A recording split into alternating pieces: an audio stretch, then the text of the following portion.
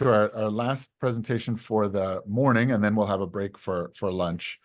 And this presentation is going to be on behalf of Spinogenix, and it'll be Dr. Peter van der Klisch speaking on clinical advancement of SPG302 as the first-in-class synaptic regenerative therapy for ALS. Peter? Great, thanks. Can you see my screen? Yes, and it's in the right format, so thanks very much. Okay, awesome. Thanks a lot. I'd like to thank Jan and the other organizers for the opportunity to provide an update on the progress of our synaptic regenerative small molecule in ALS. I'll be talking about our clinical trial, but I also want to present two new data sets that I think bear on the potential for our compound to be not just synaptic regenerative, but to also have neuroprotective, perhaps even disease-modifying properties at a cellular level. So first, a little bit of background for anybody who has not heard of Spinogenix before. So we're developing new therapies for the synaptopathies. These are conditions in which a loss of synaptic connections, particularly glutamatergic synapses, leads to cognitive and motor decline. They're etiologically diverse and unfortunately often fatal.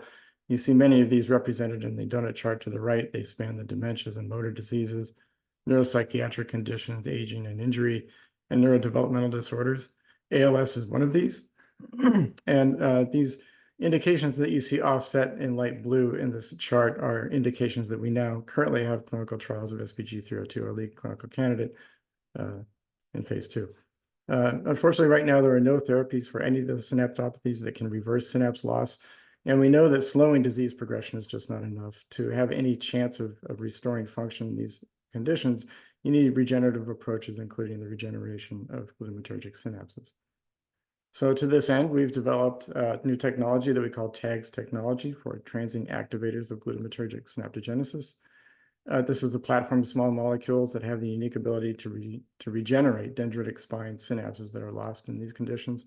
You see this effect here on the screen. These are apical dendrites from the CA1 region of hippocampus. On the left is a dendrite from a drug-naive animal. On the right is a dendrite from a drug-treated animal.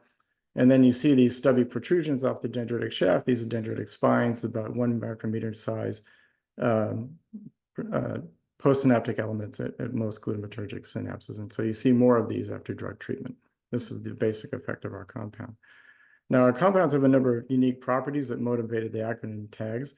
First of which is the rapid acting by a novel mechanism of action targeting the cytoskeleton. We see new synapses being generated within 4 hours with our lead candidate in vitro at nanomolar concentrations. And in vivo, we see synaptic and behavioral benefits within weeks in mice, rats, and dogs. We know that it only requires transient exposure, an hour or less in vitro, and you get efficacy with compounds that have even a very short half-life of 24 minutes in vivo when you dose daily with the compound. And we know also that in the absence of any underlying disease activity, the effects are durable. So when you need to see drug-induced synapses, these spines, new spine synapses are lasting for 2 weeks or more. And then finally, we think all our data point to a scenario in which the compounds they get in at low doses and act quickly to activate a process that carries forward on its own in a self-limiting way to generate new synapses at physiologically relevant densities and shapes. So when we first started looking at ALS as an addressable indication with our compound, the data was compelling that it's a synaptopathy, and that data has only grown stronger over the years. And some of the highlights of that data are presented here on the left. So of course, there's the histological data that show loss of dendritic spine synapses in human motor cortex and spinal cord. In animal models, it's been shown that this occurs pre-symptomatically in upper and lower motor neurons, and particularly see a loss of mushroom-shaped spines, which are the most stable, high-efficacy contacts in the brain. And across genotypes tested in human and animal models, it looks like it's common across all of them, and some of those are listed here.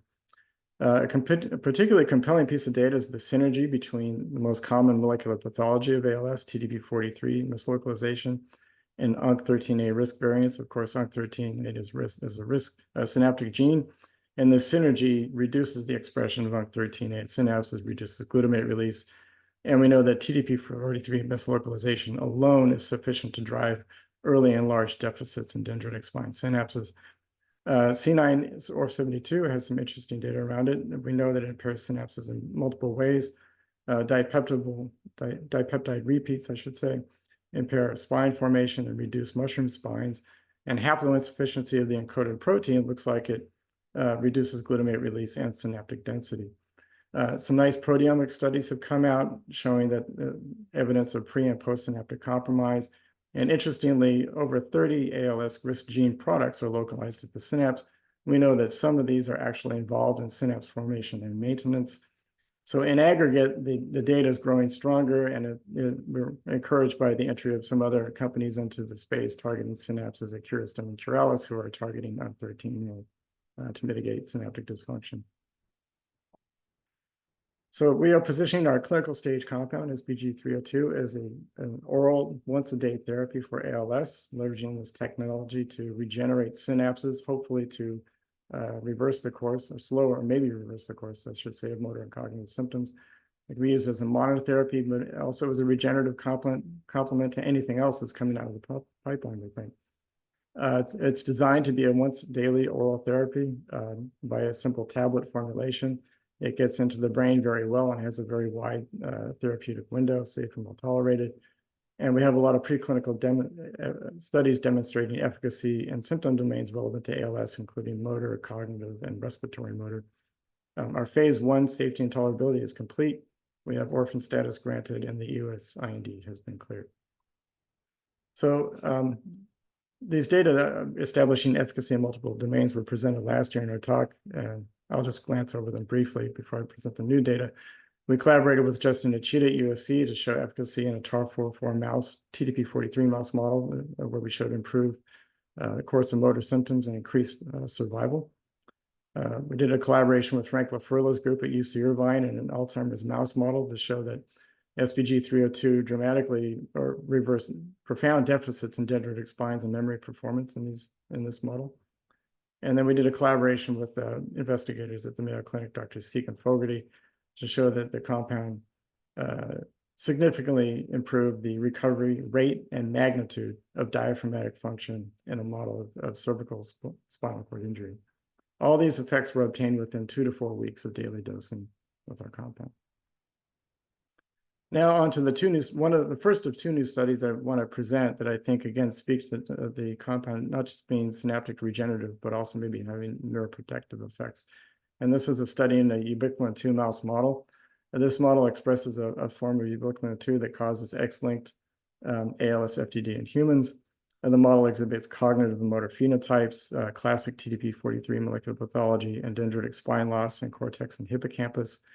We had 3 groups, wild-type mice receiving vehicle, and then transgenics receiving vehicle or SPG302 daily, a dose of 10 mg per kg IP.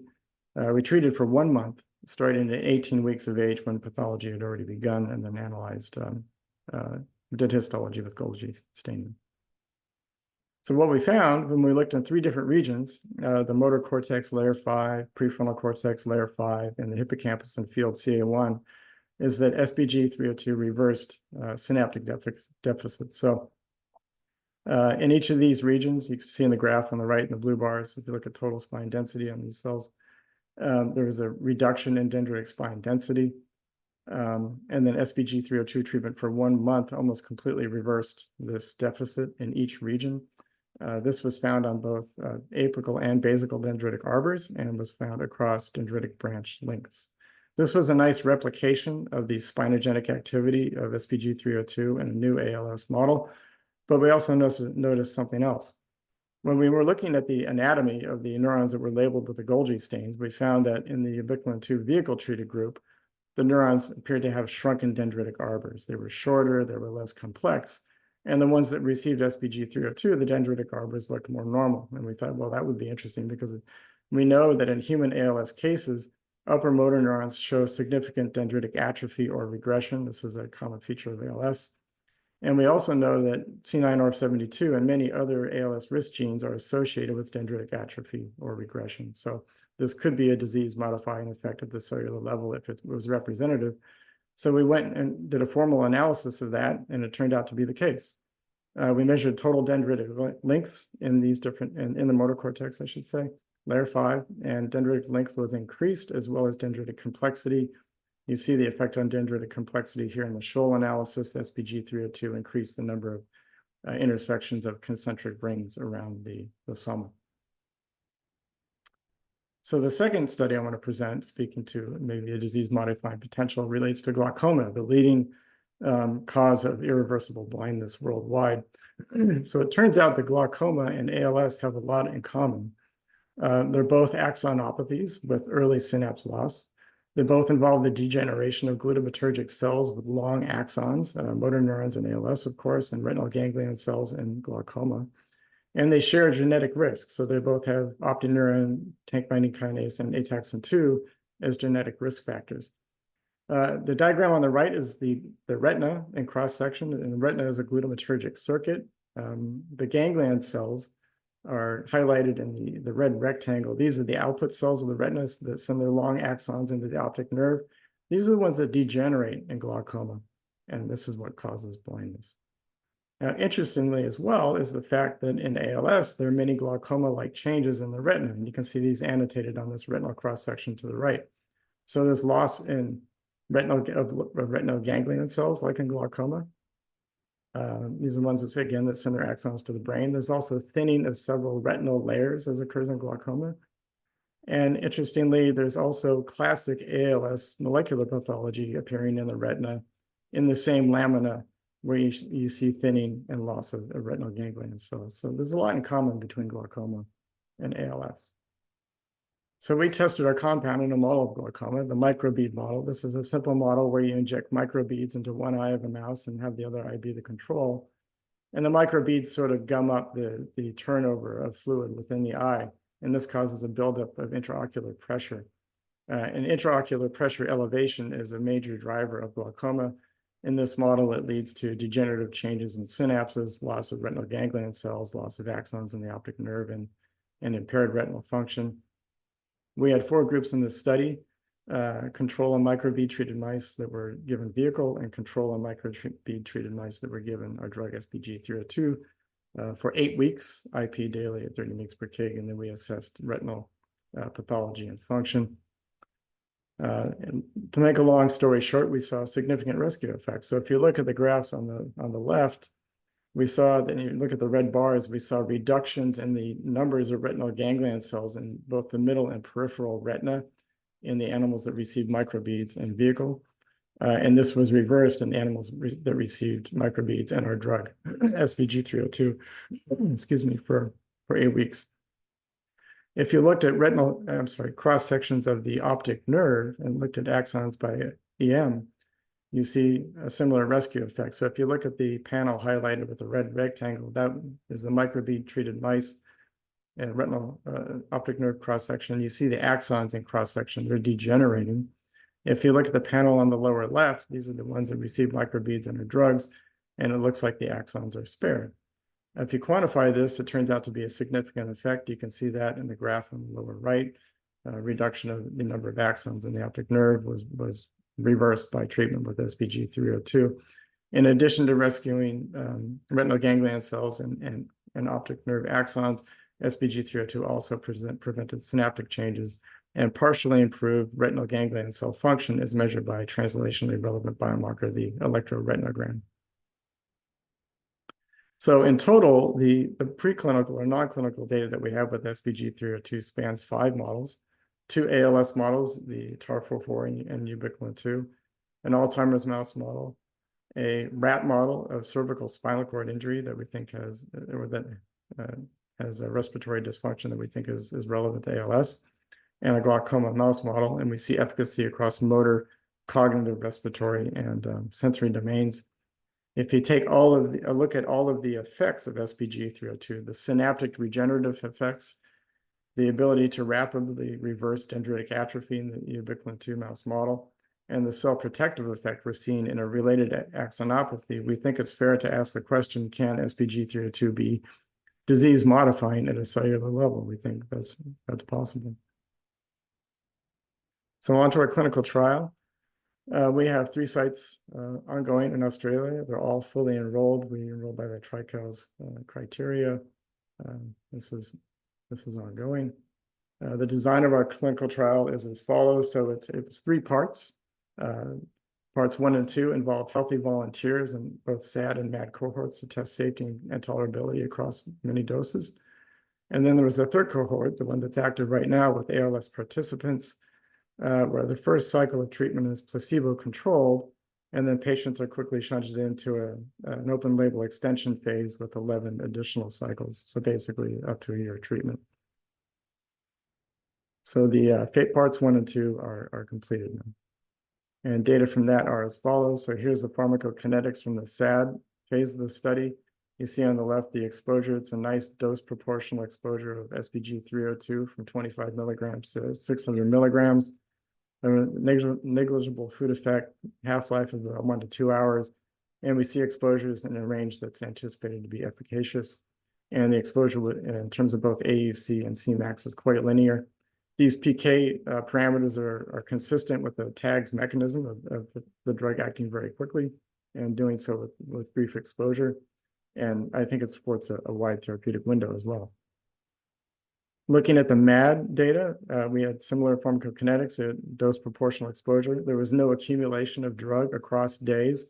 There was some reduction in exposure by day 5, but we know this to be a plateau. We know this from preclinical studies in dogs, and we've seen this in our ongoing trial in the ALS, where the exposure plateaus out and stays constant afterwards, and does not present any problem in terms of efficacious exposure. So safety and tolerability. Let me draw your attention first to this graph in the middle of the screen. So this is a log plot of the AUC exposures that we got in the human SAD study, the blue dots, compared with the AUC exposures we got in beagle dogs testing for the NOAEL. And then in the red dot, you see the exposure from the mouse model of Alzheimer's disease, where we were successful in regenerating dendritic spines and recovering memory function. And what you see is that many of our doses straddle that line of known efficacy. And what we chose in the end was dose number 4, which is 300 milligrams to go forward in the ALS cohorts. This is well below the NOAEL and still gives us a little bit of wiggle room to account for the small drop-off in exposure. In terms of safety, and it's well below the NOAEL, I think I said.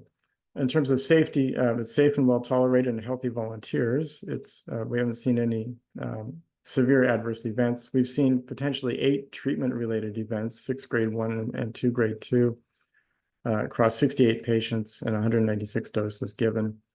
And the doses are well below the NOAEL and achieve a plasma exposure that we predict to be efficacious based on preclinical studies. So again, consistent with a wide therapeutic window and a predicted efficacious exposure level. Now in the ALS phase of the trial, we're casting a broad net. So we have a lot of outcome measures that span safety and PK, motor function, respiratory function, cognition, measures of brain neurophysiology, and blood-based biomarkers.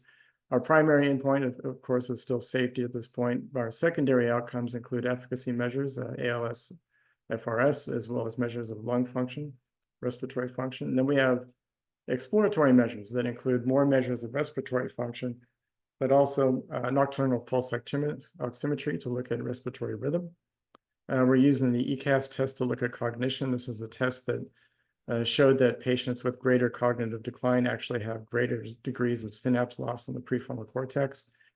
And then we're using objective neurophysiological outcome measures, transcranial magnetic stimulation, EEG, and the P300 evoked potential to show, to see if we're having effects on the neurophysiology of the motor cortex and brain. And then we're looking at neurofilament light chain levels in blood. Peter, I just want to be thoughtful about time here. Maybe 1 or 2 more minutes. And okay, I'll try to be quick. So I want to go into 2 of our measures in particular. TMS, what we're using to look at cortical hyperexcitability. We're using 3 measures: resting motor threshold, short interval intracortical inhibition, and intracortical facilitation.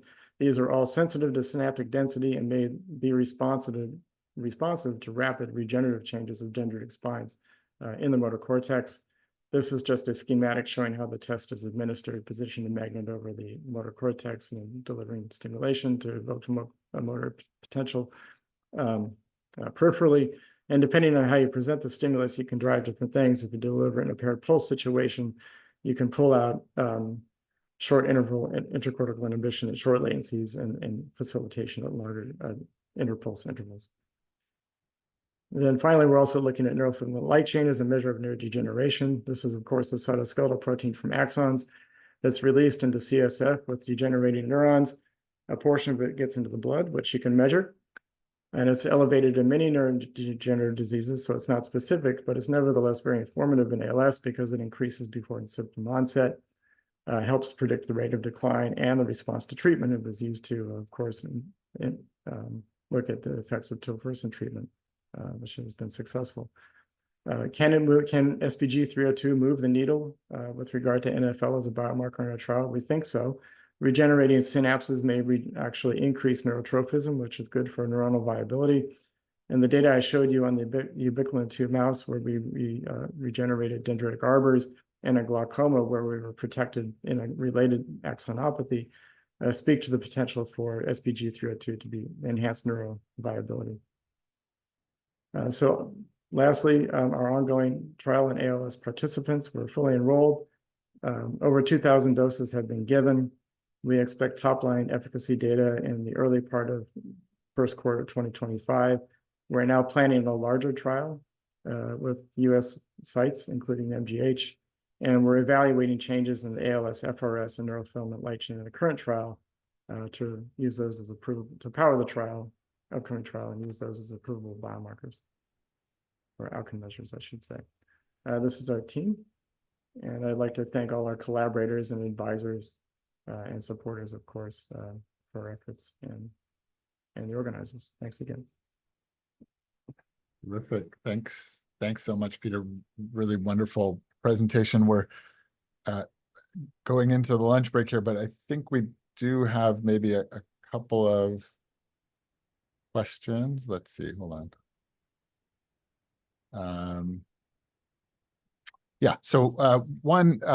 How did you quantify the optic nerve degeneration? The figure you showed with the cross section appeared that in the DMSO treated, there was a large myelinated nerve fiber undergoing Wallerian-like degeneration, but wasn't clear that there were others. And it looked like maybe there were some regenerating clusters of small, thinly myelinated fibers in that figure, but unclear if there was other actual degeneration. So just wondering how you quantified that. Yeah, these are just straight up axon counts. So how many can you count in the cross section? I think you bring up a good point. Looking at the morphology of the axons is another piece of that data that we need to dive into to see if we can glean more from it in terms of the type of degeneration and if we're actually having a salvaging effect on axonal morphology. But this is just a straight up, how many axons can you count in the cross section? And then there's another question about whether you've tried SPG 302 in SOD1 mice, which is a model where you do see neurofilament changes, and so you could potentially measure whether there's an effect of the drug on neurofilament using it as in a very specific way. We haven't done SOD1 yet, no. Interesting idea to sort of, rather than use it the way that it's often used, which is survival or looking at functional outcomes, to really just think about the effect on neurofilament in a model that we understand pretty well. Yeah. Okay. So thank you for sort of bringing us to really a wonderful close to the morning session. We have a jam-packed afternoon session as well. Wonderful talks from all of our speakers. Thank you so much. We have a bright future ahead, judging by all we've seen so far and all we'll see this afternoon in terms of ALS trials. And it's really wonderful to get together. Thank you to everybody who's asked questions. That makes this so much more fun to be able to sort of really answer the questions that are coming from the community. So